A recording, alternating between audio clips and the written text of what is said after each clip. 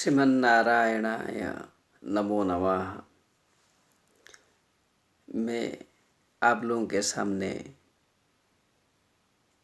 दो शब्द बोलने के लिए विद्यमान हूँ। आप सभी को पता है कि श्रीमद् भगवत गीता संपूर्ण संसार में एक अद्भुत किताब है, जिसमें आत्मज्ञान के बारे में एवं मुक्ति के बारे में बतलाया गया है।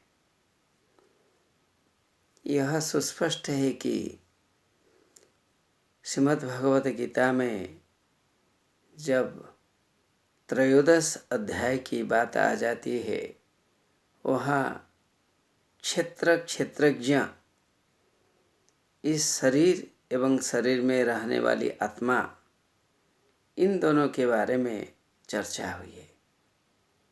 जो मनुष्य क्षेत्र एवं क्षेत्रज्ञ शरीर एवं शरीर में रहने वाली आत्मा के बारे में जानता है, वह अवश्य मुक्ति को प्राप्त करता है।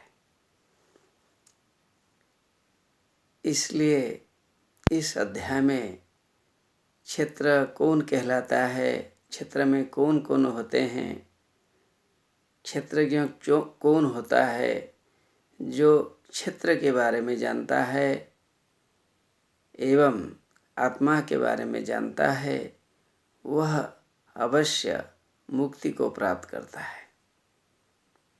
श्लोक इस प्रकार है।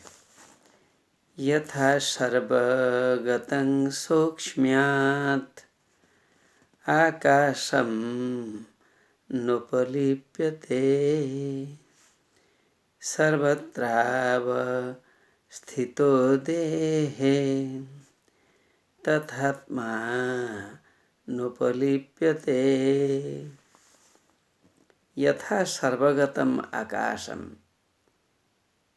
आकाश जिसका कोई सीमा नहीं है, जो प्रायतः सभी जगह में स्थित है, ऐसा आकाश कभी लिप्त नहीं होता है किसी में। आकाश सब जगह है, आकाश सभी जगह है, लेकिन कहीं लिप्त नहीं होता है, आसक्त नहीं होता है। Sky is present everywhere, but it is not attached to any object. It is present in all the objects, but it is not confined to one object only. अर्थात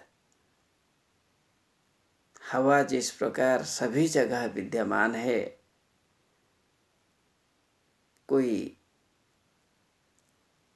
हवा पर रोक नहीं लगा सकता है कि आप हम में होंगे, आप हम में होंगे और कहीं नहीं होंगे, ऐसी बात नहीं है।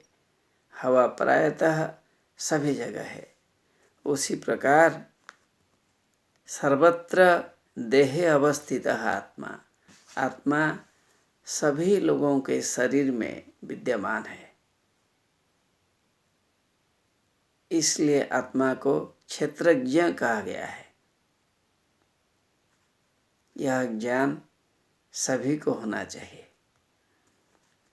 न उपलिप्यते, आत्मा कहीं लिप्त नहीं हो जाती है। Soul is present everywhere, it is not attached to anybody. यह ज्ञान हमें होना चाहिए। यदि ऐसा ज्ञान है तो हमारे मन में भ्रम नहीं होगा। हमें क्षेत्र के बारे में जानना चाहिए, क्षेत्र में रहने वाली आत्मा के बारे में जानना चाहिए। यदि हम क्षेत्र के बारे में जानते हैं, शरीर के बारे में जानते हैं एवं आत्मा के बारे में जानते हैं, अर्थात शरीर के स्वरूप को हम जानते हैं, शरीर में ज्ञानेंद्रियाँ हैं, कर्मेंद्रियाँ हैं, बुद्धि है, विवेक है, इन्हीं सभी चीज़ों को जब कोई जानता है एवं इस शरीर में रहने वाली आत्मा को जो जानता है, या पुरुष को जो जानता है, अविनश्वर या अक्षय आत्मा को जो जानता है, वह ज्ञान के कारण कभी किसी में लिप्त नहीं होता है, दुखी नहीं होता है। इससे क्या शिक्षा मिलती है? हमें क्षेत्र के बारे में जानना चाहिए, इस शरीर के बारे में जानना चाहिए, इस शरीर में रहने वाले सभी गुणों के बारे में जानना चाहिए, इस शरीर में जो आत्मा स्थित है, जो भगवान का अंश है, उसे जो सही सलामत जानता है तो वह मुक्त हो जाता है, उसे मुक्ति मिलती है, वह परमेश्वर को प्राप्त करता है। He gets salvation whenever he dies, whenever he leaves this physical body.